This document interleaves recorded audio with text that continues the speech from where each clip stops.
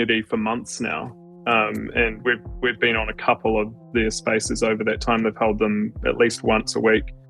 And in both of those times where I've been present, I've made the point that this is a niche, targeted segmentation play. And there's no need to jump on the bandwagon unless that's something you're into. The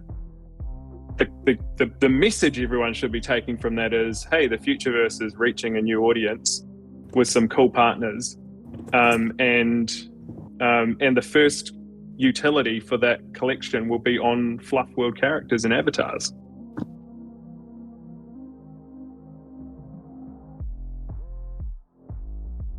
And for projects that do come that you think that we should be involved with, and that will benefit us, would you express that?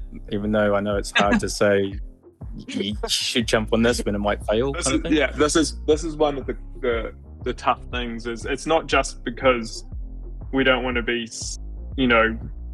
responsible for the outcomes of things, because I'd back myself 9 times out of 10.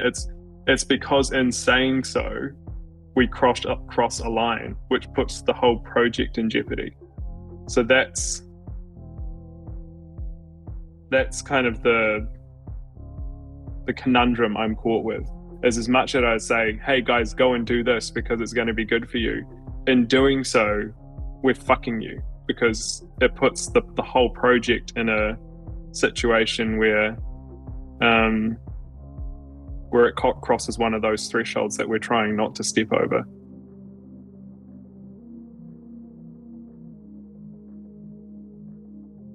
Hey Aaron, no matter here. Can I ask a question? Hey, sure, go. Just regarding the distribution, and I appreciate if you can't answer this, will you be looking to list it on multiple exchanges before you do the distribution to have sort of liquidity and accessibility out there, rather than it just go through, I don't know, Uniswap or somewhere else, and keep those exchanges in the loop? This is one of those questions you can't answer for multiple reasons, unfortunately. As much as I would like to answer the question for you, both because the agreements with exchanges prohibit those things, and because it puts chips away again at that wall you're building of safety you're building around the things you're doing. I mean, Binance just landed its feet into New Zealand, but yes, not saying that's alpha or anything, but if you read between the lines. We're actually doing some cool stuff with Binance, but not necessarily only on that front. We'll talk more about that later.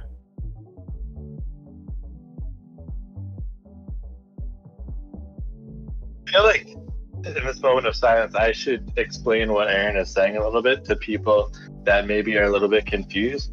In U.S. law, the SEC's jurisdiction over this is about, is something a security or not? And NFTs and crypto projects desperately don't want to be considered a security, which means that they would have to register and would really limit a lot of the positive things about NFT. And it also could be just unrealistic in terms of the practical depth to do it. So every crypto project and NFT project wants to not be considered a security.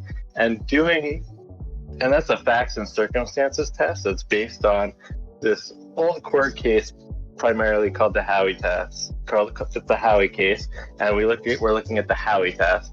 And one really negative fact in determining whether something is a security or not a security is the people offering the product that may be considered a security are telling you what future value it has. So Aaron can't do that. So everyone should understand he can't tell you what to do or what not to do about anything he offers, including the root token and any NFT on the project. So that is what he's trying to get across. Mm-hmm. And I would love to be able to explain that to you, because we have a really great story to tell. but I just can't. So, I mean, I think we're all looking or always interested in alpha. Is Thingy Art still the best place to be looking for alpha and what they're creating? I would definitely stay connected to Thingy Art. There's little. So one of the cool things we can do with Thingies is we can influence how they see the world at a system-wide level. And you saw a glimpse of that with Halloween. That was kind of the most overt version of that we've put out, where each thingy started to see spooky stuff, and so that mechanism is definitely being used for other things, to signal other things. Yeah, I mean, it seemed like with the Halloween update, a lot of people, myself included, got World Cup trophy similarity in some of our painting, and then boom, here comes the FIFA announcement. This time we've seen some things that very much look like the Alien movie, with some stuff looking like they might have the Marvel tag. I had one that looked like some Bored Apes. So just really curious to see what they continue to produce. Yeah, stay tuned. On Thingies, Aaron, Fairy Wings released an art and it had like butterflies and stuff moving. Was that actually an art created by Thingies? It was moving art. Yes. Yeah. Oh, sorry. Oh no. So that the glint one. Yeah. So that was done. That was done, I think, in post production by the glint thingy, or its handler, and it, although it is an example of the kind of thing that we'll release when we launch animations. So that particular one wasn't, but the animation that we launched the Thingies Dreaming with, if you remember, that one was about a minute long. Yeah. That was made by one of the Thingies. Okay, so if I go nuts, like put 100 moon rocks into my thingy right now, I still won't get it animated. No, not yet. No, okay. We'll let you. All right. We'll let you know when. We'll let you know when we launch animation. Okay, awesome. Yeah. Aaron, The new Thingies utility coming. Well, the kind of more generically, that kind of creative AI utility is looking really dope. I think we onboarded 3 or 4 new PhDs in the last month into the Thingies team, so it's really cranking along. And Aaron, what do you Futureverse think will be Foundation? more? I was just going to ask Sorry. if the Futureverse Foundation thingies, if they were busy creating anything yet, or if there was anything you could share with that. That's a Brooke question. We have to. So again, you're gonna hate all I this got you. Yeah, no, bullshit, I think but- Brooke explained that he has to kind of keep everything from profit to non-profit, and since Yeah. the Futureverse Foundation is non-profit, he is taking care of that. So, Yeah. okay, yeah, got it. Totally. Thank you. Aaron, can you talk about the titles of the thingy art and how that could be useful in the future? I don't think they have specific utility, the titles. I think it's it's one of the cool features of the art that you can get interesting titles, and those titles, when they match the art that's produced visually, it creates kind of a special piece. But having said that, in the same way that the visual art can be influenced with themes that we want to try and kind of leak alpha or communicate on, we also do that through the keywords that are used in the titles. So if we're playing the game now, doing the thingy art and changing backgrounds and all that stuff like that, is root in action in the background? Are we using the root network, do you mean? Or are you doing something to farm root? Yes, correct.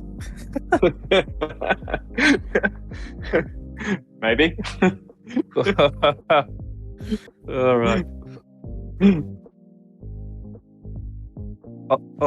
How's it going with Boroughs 2.0? Yeah, really good. So the kind of core multiplayer features done and tested. What we're wanting to do is make sure that we release it with integration to the Futureverse tech stack. So we want to include root network integration as well as some of the identity and social features. So that's the bit that's being worked on now.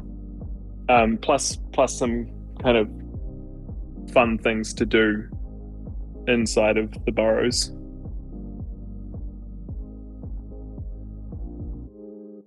Oh, that's cool. So will we be able to use that DJ on 2.0? The DJ kit? No, not that in 2.0. But we are. Yeah, we're making really good progress on the music AI side of things. Sweet. So maybe that arcade box game will be in action? Yeah, well, arcade's one I keep going backwards and forwards on because Jesse wants to, he's got some stuff he wants to launch and put in there. And then in my head, I'm like, looking at the user experience, and I'm like, is there a value in logging into a game to play a game? Or should we extract that part out and make it more accessible, within, say, a WebGL experience or something like that? So that's, if you got any thoughts on that, I'd be happy to hear feedback. What Ninja Kiwi could be a cool one.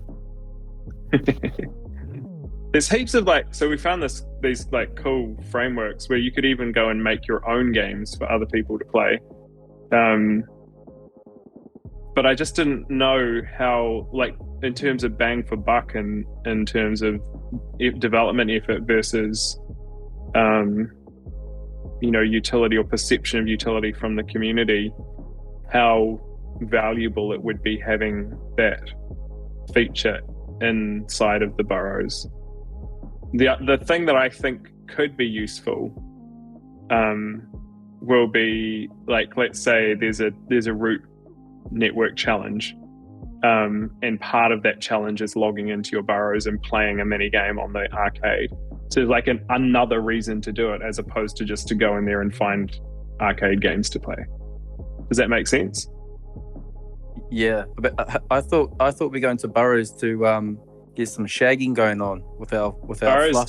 Definitely shagging. I mean, 2.0? You wouldn't want to bring flufflets into the world without having a nice cozy place for them to land in.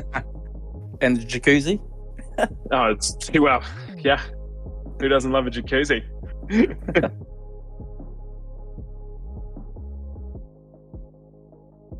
Aaron, you mind if I ask you a question about root network, not the token distribution? Yeah, go for it. Just wondering, when you guys will kind of give more of a technical deep dive into it, kind of like how Josh Dawes is doing with Seekers and Silo, whether you guys are doing something similar. We have that on the schedule to do with Marco. He's just been a mix of crunching code and he caught COVID, so he's been out of action for a little bit. But as soon as he's back on his feet, that's something we've got on the agenda to do a specific technical deep dive AMA. Similarly, another question is, a lot of other layer 1 blockchains, when they're leading up to going live for public usage, have programs where developers come and are part of the beta experience. Is that something is a thing?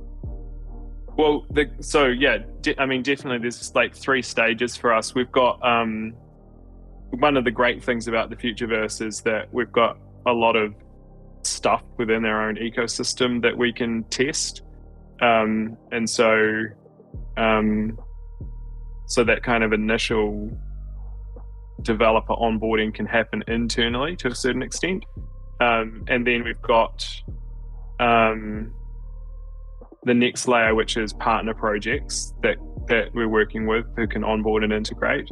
And then the next layer is the kind of incubation acceleration programs, which will kick off in Q1 next year.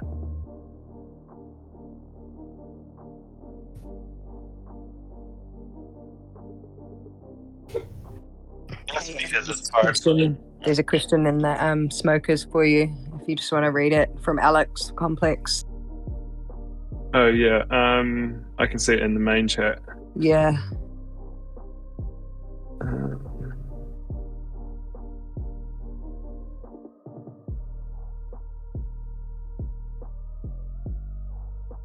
Yes, on the verification of wallets. Yes, that would be possible, as long as you still have the key, obviously, to sign.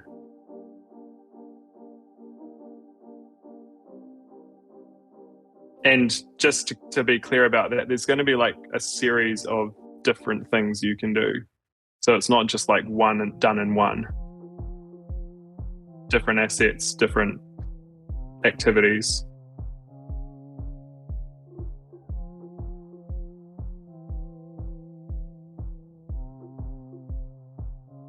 Are you talking about the different boroughs, like the dens will be different to? No, I mean different kinds of different kinds of.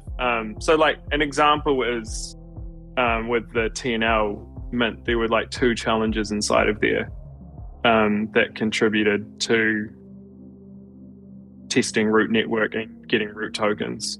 So there'll be like heaps of different things you can do with different assets. It's not just a one-time thing.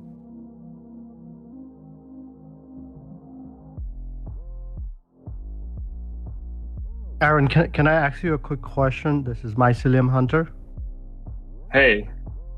How is AutoChain linked to Futureverse? I was in one of the AMA on AutoChain, and they were talking about KYC verification.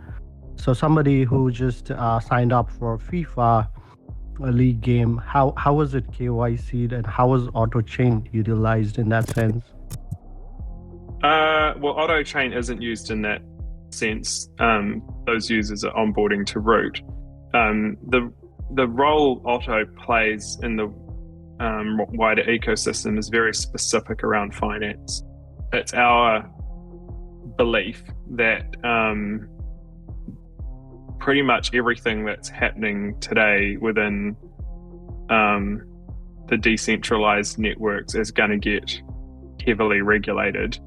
And a part of that regulation will be KYC.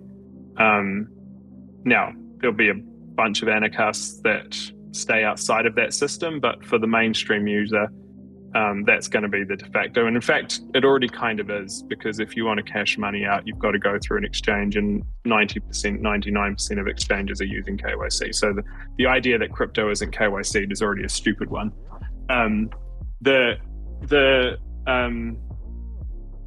So the Otto network is designed for a world where, well, the current world where that regulation actually exists already, but will soon be more enforced. But we've done it in a way that we think maximizes the user's privacy and doesn't, cross the boundary into what some of the negative parts of the kind of KYC AML regimes that have been put in place. So it's a stateless verification with a privacy-centric approach for the on-chain parts of the data. And so users who want to interact with processes that are financial products, they will be able to do that with inside of Otto, and the issuers of those products will be able to be comfortable that they can be compliant with the regulations that exist within each of those products. And so, as you know, the root network is a network of networks, and integration between those two things will make it possible for stuff that's happening, stuff that you do inside of applications on connected to Root Network can add elements of those regulated financial products to them. Thank you. That's clear. Hey, I've got to jump onto another call, so I'll drop off for a bit, but I might come back later. Legend. Thanks, Aaron. Appreciate it. Thank you, Aaron. Thanks, guys. Bye. Thank you. Thank you. Thank you, Aaron.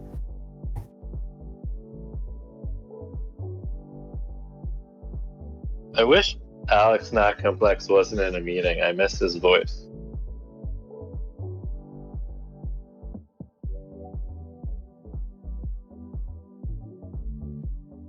Hey, Max. I've got a question. Sorry, real quick. I asked about the Thingy art titles having a future meaning. He was answering the question, and he dropped out on my line. What did he say? Anybody remember?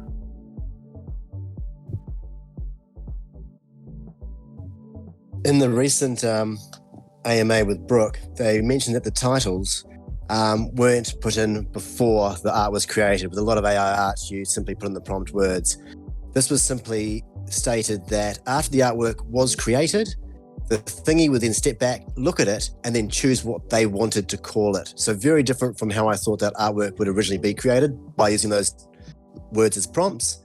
It was simply just another aspect of the AI where the thingy is looking at the artwork and choosing a title for it, if that answers the question. Yeah, I heard that though, but I asked tonight, like 15 minutes ago, I asked Aaron if those titles then would have any future utility or meaning. Yeah, I think he said no future utility, but could be dropping hints. Okay. But no specific like utility, but they could be in the same way that the pictures are giving us hints. I think the titles could be giving us hint at what's to come as well, but no specific like utility for the name of it. Okay, thank you. Hey, Max. You there? Hey there. Hey, we got a big group here, and we've talked about commodities, we've talked about securities, and I think it would be nice if you feel comfortable to kind of detail why that's so important. Because I think these are nice big words, and securities bad, commodities good, but how does that actually impact the individual? Yeah, so the truth is, the way that the global markets work, they kind of revolve around the US in a lot of ways, in such that the US dollar is the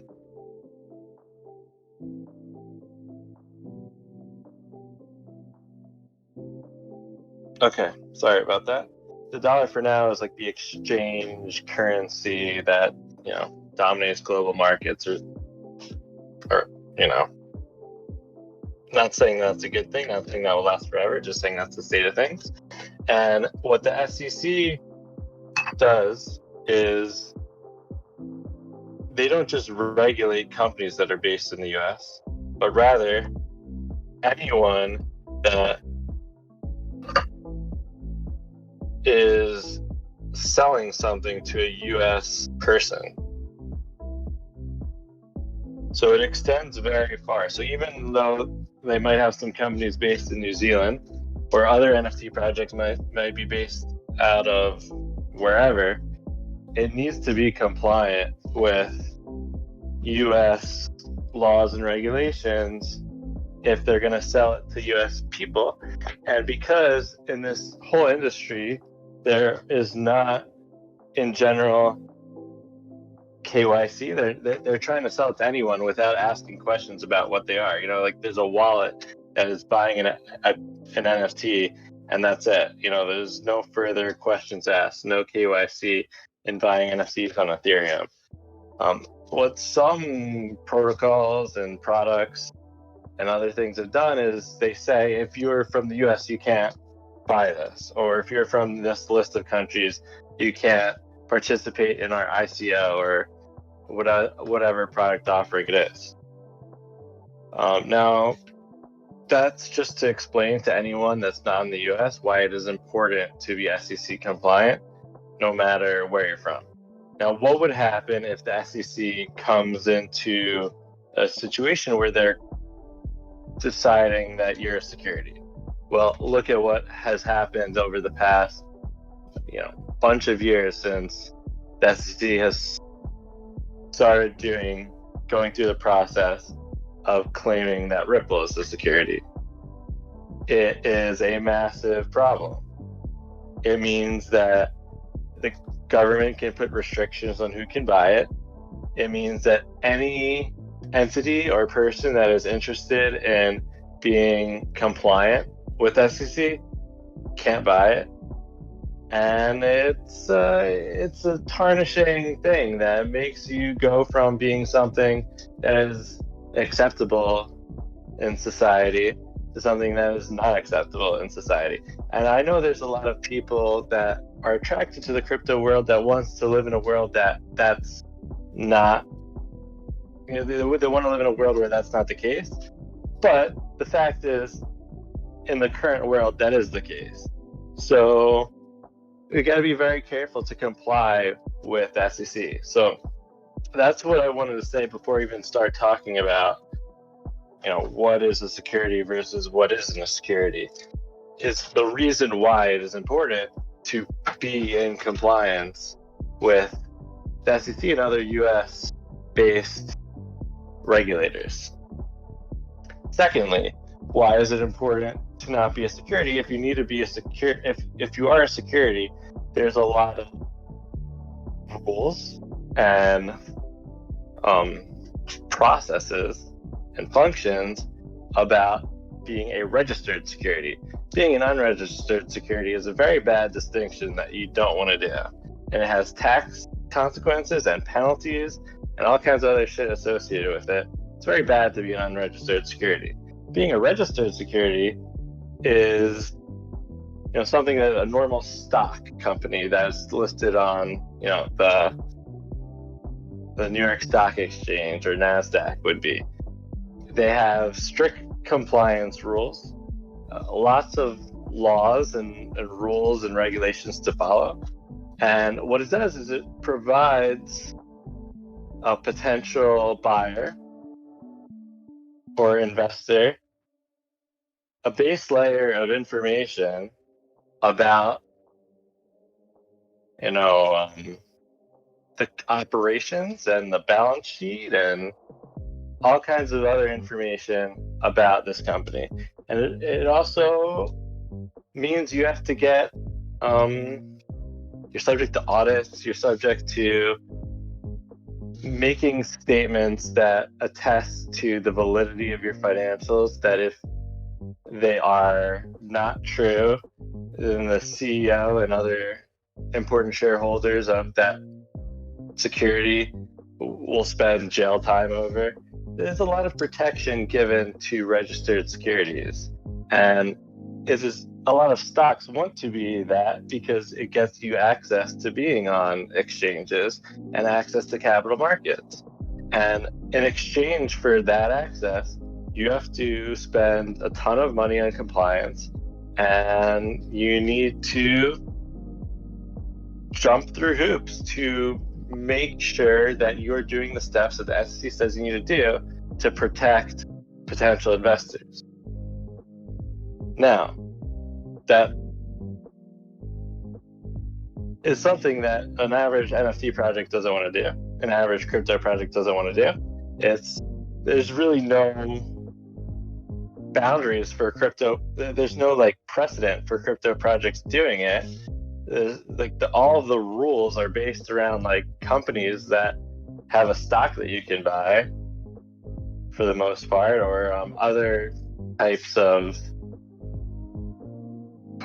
assets that have been around for a long time and have precedent, and everyone knows, well, not everyone, but specialists know how to deal with it. So for example, commodities and bonds and futures, in this new field of crypto, there's a lot of issues with being a registered security.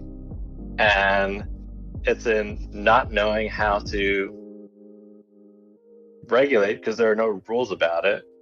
The rules are specifically designed for companies that have a stock. They're not built towards JPEGs, they're not built towards crypto.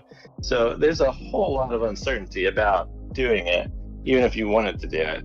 And there's a lot of reasons why it isn't impractical. So no one wants to be a security. That's the bottom line in the crypto field. It doesn't really work with the model yet. I don't know if it ever will, but the regulation is, aimed at a time when cryptocurrency didn't exist, and the amount of time that it would take to evolve and change to take into account this new technology, it takes a long time. These things go very slowly. So no one wants to be a registered security. And then you get to determining, how do you protect yourself from being considered a security?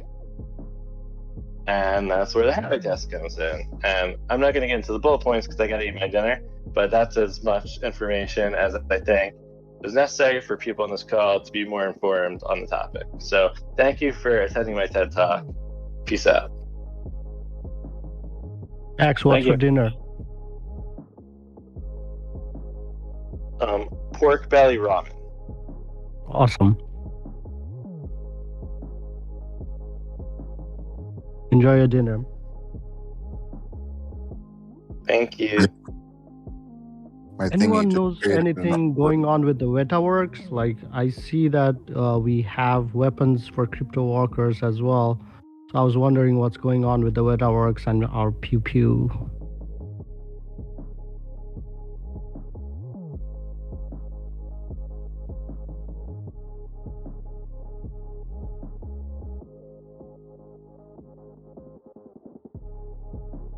More or less the answer is we don't really know yet. I'm sure they're still working on it, probably. We don't know about delivery timelines, so we don't know about details, but yeah.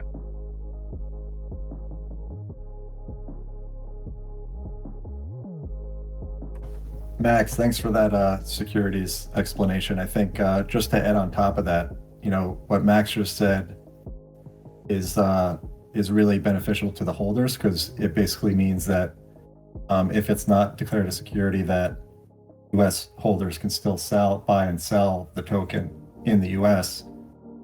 But just to add something on top of it, Futureverse, the company, definitely does not want the root token to be declared a security, because then that could potentially interrupt their plans in the future to go public and, basically separately issue stocks within the public markets. So there's kind of a twofold approach to it, where they're protecting holders of the token, but they're also protecting Futureverse, the company. So I think it's important for everybody to understand that also, is that there's a lot of minefields here that they have to tiptoe over. And it's not just, root token is not the only thing that they're concerned about. There's a lot of legal issues that could really blow up the whole project. So. Yeah, but I think, so it sounds like there's a lot of very important reasons why the project shouldn't be. But for just your normal, and this is US based, a normal US citizen that buys and sells Ripple, that, and you're reporting these wallets in your tax software and you're reporting it, right? I mean, how much trouble can you really get into?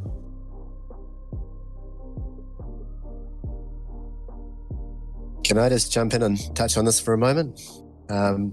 So Ripple, the company, obviously has a native token, XRP, and XRP is being under scrutiny as being a security because Ripple allegedly sold it for profit, which means therefore XRP won't actually get declared a security, because that would be the same under the Howey test as saying that the oranges and the mangroves are securities. The security issue comes in not the fact that XRP is a security, but in the manner in which it was sold or not sold, as the case may be. Same with the Howey test with the oranges. When the orange groves were sold and run by other people, and profits were made on the value of that land became a security. But at no stage did the orange itself become a security. And that's the same thing to remember here with Ripple and XRP. And always coming down to the fact that it's effort of others. So if the people on the land selling the oranges were making profits for the people who owned the land, the people who owned the land did no work. They simply received benefits. And that's effort of others. Same thing's happening in Web3, whether it's a music NFT or anything else, everything must do work. If it doesn't do work and provide utility and show what utility it provides, and this is where play to earn is having such issues, you've got to be able to prove that you are logging on every day, you're putting your tank to work, and that is how you're earning an in-game currency, because you're not relying on the effort of others, you're doing something yourself. Same as running a node. When you run a node, it's not a security because you're paying power bills, you're running it, you're setting it up. So everything in the Futureverse, when is getting a root token distributed to it, must be proven that it is no passive income, and that anything you're using has utility and is being enjoyed and is being used. It's not just being held to receive value. We want to take a step back and talk about two things. Number one, in case anyone was confused about why the man with the beautiful DJ radio voice was talking about orange groves, that the test, the Howey test, is based on a court case in the US, and that's the test that really determines what is deemed as a security versus what is not. And as stupid as it might sound, the basis for that court case was around an orange grove. So in case anyone was confused, that is the explanation for that, even if it sounds a little silly. And number two, going back to the question that was asked immediately before that, no, as an individual buying an unregistered security, you're not going to get in trouble with SEC. It's the issuer that's going to get in trouble. But if you have something that gets in trouble, it could lose its value because of that. Max, Likely can you talk to. about the current XRP SEC case, which hopefully is wrapping up, and how could the outcome of that case affect the root network? I don't feel very prepared to talk about that. I can touch on that if you want me to, because it's the whole space that gets affected by it. So whether the whole point of this case now comes down to fair notice. If Ripple wasn't given fair notice that they were trading in an unregistered security, then it's about fair notice for everybody else. Because remember, Ripple was number 2 at getting launched. Hold on, my dog's barking. So the OpenCoin was what it was originally called. XRP was originally called OpenCoin, and that was in 2008. So everything came after OpenCoin, which then got renamed to XRP. So if Ripple didn't get fair notice regarding XRP being a security, then no one in the entire ecosystem who's been building and after them got fair notice either. So this will take away all of the SEC's power to regulate anyone in the crypto market, because if Ripple didn't get fair notice, well then no one did, because they came first. And Ripple was in meetings with them all the way up to the lawsuit, completely open and honest, going in there and explaining what was going on. Now, the final briefs have been handed in. They're both going to summary judgment. Settlement could still happen, but as it hasn't so far, they're both going to go to summary judgment, and that will put the whole case in the hands of one person, Judge Torres, and she will then decide. One thing that did happen was the Hinman speeches got revealed, and we thought we'd never see them. And William Hinman was one of the heads of the SEC under Jay Clayton, and he did a speech claimed Ethereum was not a security, and 60 people were involved in that speech. And there's lots of controversy over the way Bill Hinman had lunches with Thatcher's old legal firm, who are basically the heads of the Ethereum Alliance. So there's lots and lots of corruption built in. Now that we've got the Hinman speeches, we know, and it only takes one person in those speeches anywhere along the way saying, well, if Ethereum's not a security, what about XRP? And the moment that is said, and it would have been said, it wipes out all fair notice. So I would say probably about the next sort of 3 to 4 months, we will see summary judgment come up. And from then on, we will get a decision. Ripple wants to take it all the way. They want to make sure that at no point XRP is declared a security, and they want to basically dethrone the SEC for all the corruption in there. But it's still, there could be a settlement. We need this. Like, everyone in Web3, everyone in crypto needs to be behind this, Ripple winning this case. And there's a lot of incredible reasons that Ripple knows everything. They know where all the skeletons are buried. They got Mary Jo White, who was the head of the SEC, on their legal team. She was part of the SEC with Jay Clayton. So she knows everything, and she's the head of their legal team. So it looks incredibly good for them winning this case, but the whole crypto market depends on it. And if anyone says, when are the markets going to improve? Because the reason Root Network, the Root token can't launch on exchanges because the market's not right, and so many other people building now can't launch their tokens because it would affect us negatively, is because of the economic climate. Only two things are going to change that climate, in my opinion. That is the outcome of the Ripple SEC case, which will change the whole, everything will change with that case, because then we will have regulatory clarity, right? And they'll have to act on it. Or we have to wait for the Bitcoin halving. Those are the only two things we've got that will turn this market around. So how would a negative outcome in the case affect the Root network? How it would affect, well, one thing is the Root network settles back a house on XRPL, right? So the way the Root network works is you pay for anything on the network in any currency you want, Ethereum, Litecoin, whatever you want. But the moment that it goes through and settles in the back end, it settles with XRP. I think for XRP, it could be almost positive that it got declared a security, because then there's 40 trillion in the derivatives market, something like that, which it could now interact with, because now it's a security. It can be, rails over there, but that's not what we want to happen. So the way it affects everybody negatively, because it means that the SEC, if they win that case, can come for everybody.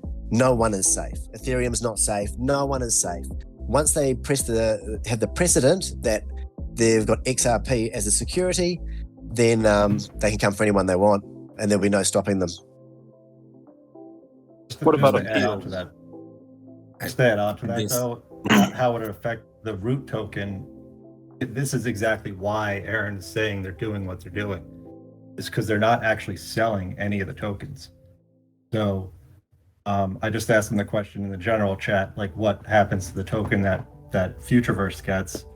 Those tokens are staying on Futureverse balance sheet. Once again, those tokens are oranges. XRP is not security.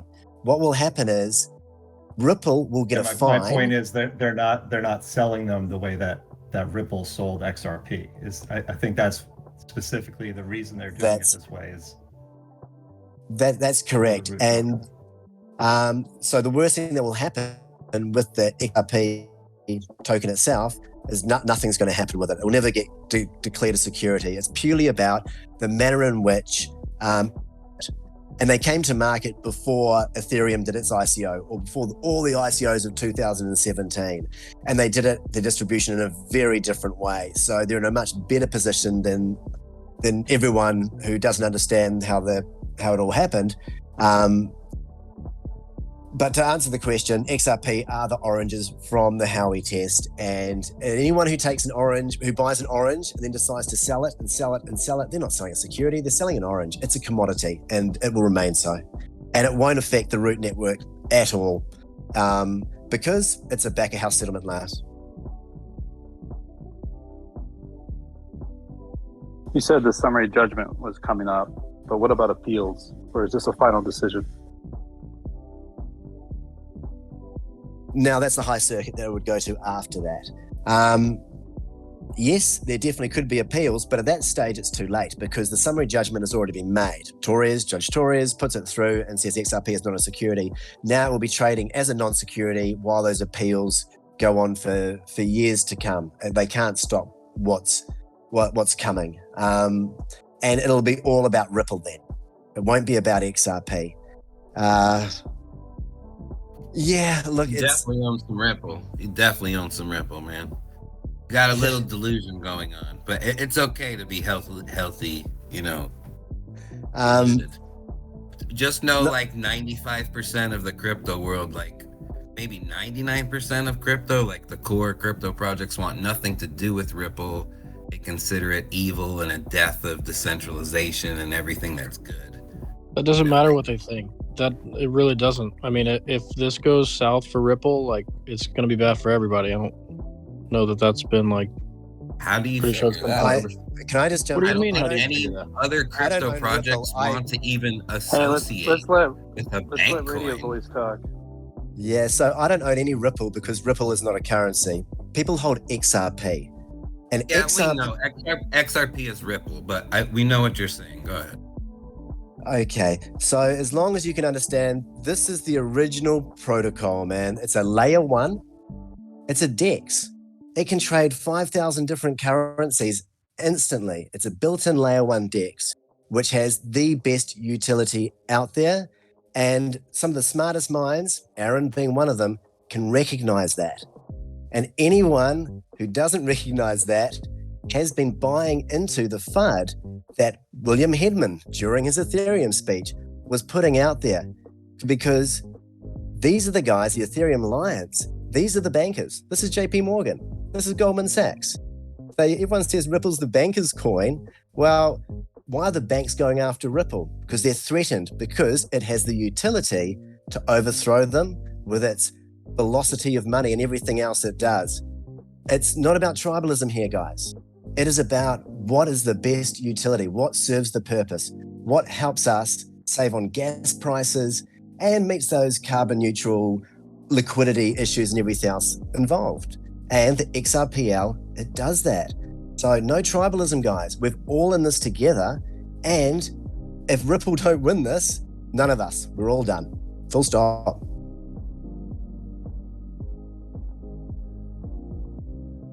If anyone has any questions, I'll answer any questions anybody has, but I'm across this entire space. I'm a community maxi, I'm a utility maxi, and I'm totally into interoperability. And I want to see everything work together. And if the protocol that Ripple has developed under David Schwartz and Arthur Brito, if that's the best one running right now, Aaron knows it, and he's got involved with it. He's a smart guy. Yeah, I don't think the whole like FUD and like perception around Ripple is something to like stop technology progressing or anything like that. So, you know, crypto bros might hate it or think this, that. I used to be brainwashed in hating Ripple, and then I actually did my own research and realized I was believing bullshit. But, you know, some people get attached to their identity of what they think is the truth, and you just can't help those people. Puffer, why do you hate Ripple? Slash, why do you think people hate Ripple? It's a ISO 20022 coin. It's for like communicating with financial institutions. And I'm sure we're going to be forced to do CBDCs and all this stuff, and they're going to come in our house and make us use whatever Circle Goldman Sachs USDC coin and take away our ether. But I don't want to get there just yet, man. I'm not trying to cooperate with the banks just yet. Like, that's not where crypto is strong, in my opinion. Sorry, I'm like from the Verge Monero camp, so yeah. I'm brainwashed.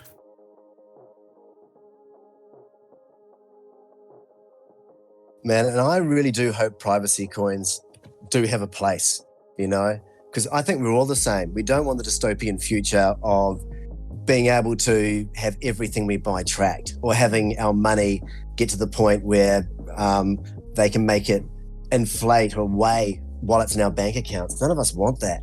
You know, I hold physical silver. You know, that's my hedge. But we can't stop it. But we can utilize it the same way they are. And if we can use it to our advantages to build faster than what they're building. And the other thing is, it all comes back to this Ripple case again, because Goldman Sachs and JP Morgan, they're the Ethereum Alliance. So you can say you want to hold on to your Ethereum, then those guys are Ethereum. That's why they took XRP from being number 2, did a speech, and changed the rules and put themselves in at number 2. And they're holding it. There was an ICO from Ethereum, which had them buying in as whales at the beginning. They're holding all the Ethereum. It's the bankers who have got it. That's a fact.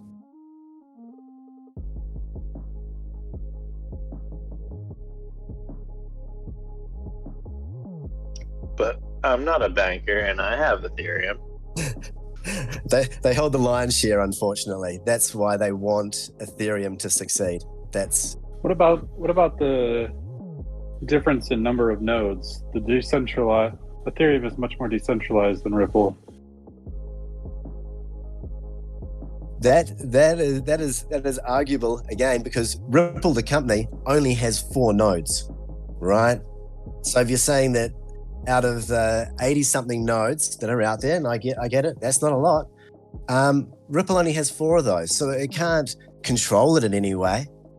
And regarding all the XRP that Ripple is holding, that's an escrow, right? That's locked up. Algorithms release that to them out of code once a month, and anything they don't use, they put back in the back end. But they can't use that XRP to manipulate the market anymore. That's what we call monetary policy. Holding on to that so they can slowly build out this network over years and selling it to the right people, that is monetary policy. But they can't use it to manipulate the market because they don't have access to do it. Yeah, people just read the escrow and just think, oh, that's going to be dumped onto the market and we're going to be left as the bag holders. And it's just like a very shallow way of looking at what it's doing. Because I started looking into There's a whole kerfluffle with Stellar then. Yeah, the kerfluffle there is that Jed McCaleb was the original founder of OpenCoin. So OpenCoin was the one that came out after Bitcoin. Him, Arthur Brito, and David Schwartz created the code, the XRPL. Then Chris Larson came in, who's the current founder. Jed McCaleb wanted his girlfriend or daughter or something to have some high position and had all these crazy ideas that the board didn't go for, and he got ousted. He got ousted with a ridiculous amount of XRP, and so that he couldn't dump it on the market and he couldn't manipulate the price, they went to court and they said that Jed McCaleb could only sell a certain amount of XRP per week. And he set up a wallet which was called Taco Stand, and he sold as much as he could every week without fail. And now Jed McCaleb holds no XRP at all.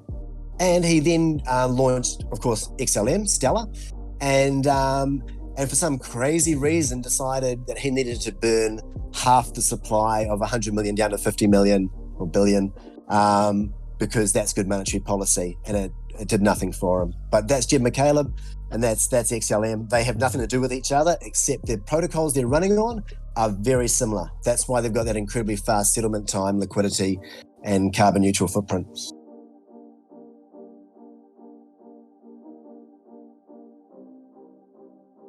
Can't believe we're having this conversation. This is like fluff. What are we doing? Appreciate you having me here.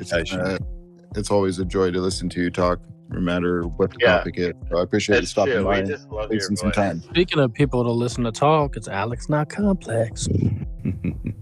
I was just saying, it's education more than anything. It's great. Love it. Well done, mate. There's that voice. We got 2 epic voices in the house. Very complimentary. Oh, I like Mo's better. I like Mo's better than mine. I didn't know I had a radio voice until I started jumping on spaces, and people are like, bro, just say the alphabet. And I'm like, what are you on about? Bro, you have the radio voice of life. Just count to 10, please.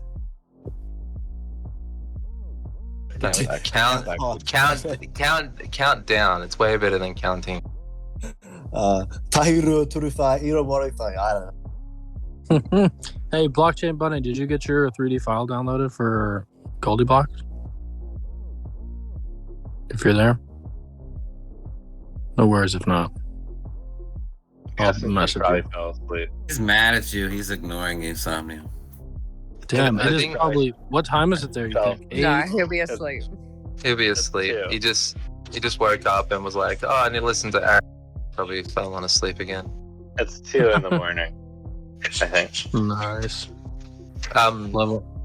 I think the reason why XRP gets mentioned in the FLUF community because the XRP ledger is becoming a virtual machine on top of the root network. So,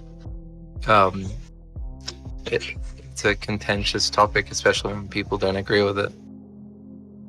When the news came out that the partnership happened, I was talking with Aaron at the time about the best way going forward with this because the FLUF community were very vocal against it. There was no saying anything apart from that. They simply had the information they had been previously given. Most of the people in the FLUF community were NFT, Ethereum, and came, like I said before, 95% of people don't understand XRP or what Ripple did to build it, and just believed all of that.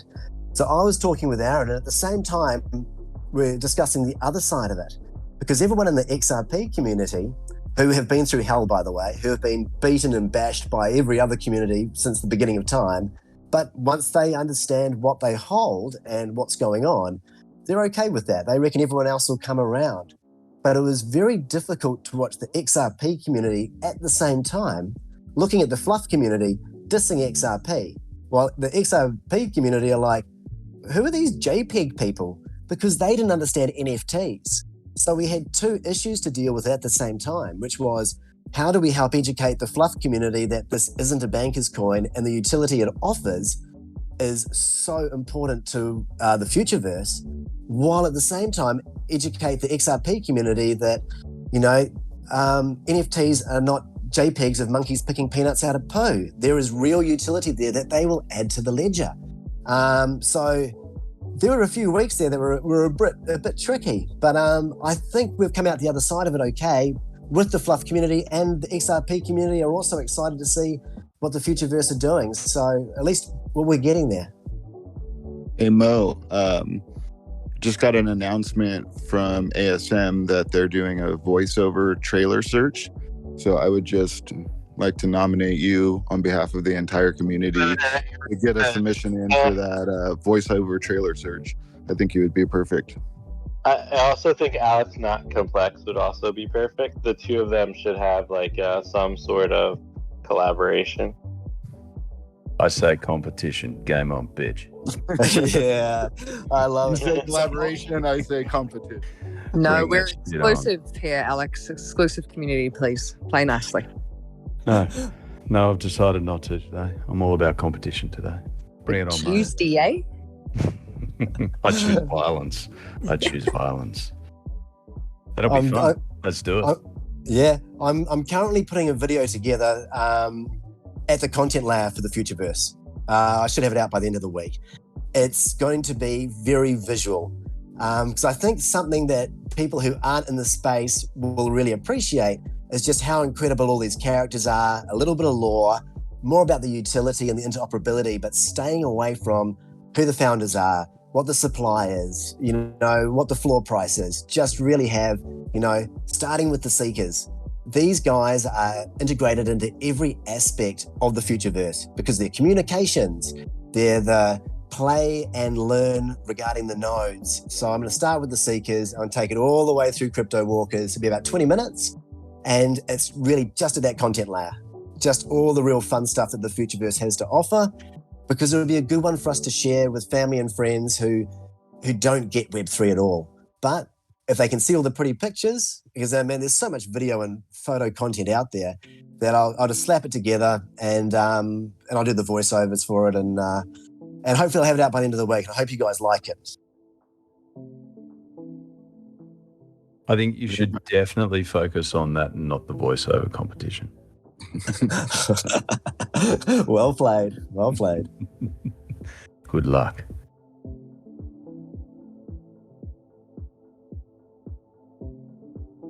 Well, I look forward to the video coming out and both you and Alex submissions for the voiceover. Alex, what nationality are you? Come on, mate. I'm not across the ditch. Surely you know that. Well, I live. I'm Aussie as. Yeah, that's right. Well, I live in the West Island of New Zealand. I'm in Bondi Beach. Are you in Bondi, are you? Oh, shit. Yeah. So you're trying to be Australian? I'm a Mozzie. You're an Aussie with a Kiwi accent, please. I'm a Mozzie. You're a fucking Aussie, yeah. Damn right. There you go. I love it. I was just over in New Zealand only a week ago. Loved it. Yeah. Well, I was born in New Zealand, and I got a 2-year-old and a 4-year-old that can do a haka that would scare the shit out of you. Mate, no children scare me anymore. I've got too many of them myself. I've moved on. Oh, guys, not that I'm intimidated by you, Alex. I do have to wrap things up. And it's really nice having this Discord chat. I haven't been on one of these before, so I look forward to seeing more of them. And Max, Simon, are you still there? You got another show coming out this week? Have I missed your Twitter Spaces or what? Oh yeah, we got one over tomorrow. Yeah, I will. I'm actually finished dinner, so now I will post the tweet about it, and I'm preparing it now. Yeah, we have on Project Tempest, so should be Tempest. good. Yeah, and it's at the usual time. Vote 1, Kermit the Bricky. All right, I'm out, guys. I'll see you tomorrow. Thanks, legend. I got to bounce too. Yeah. Love you guys. Bye. Thanks very much for watching. If you enjoy this content, smash that like button, hit subscribe, and maybe consider watching one of my other videos. Bunnies up!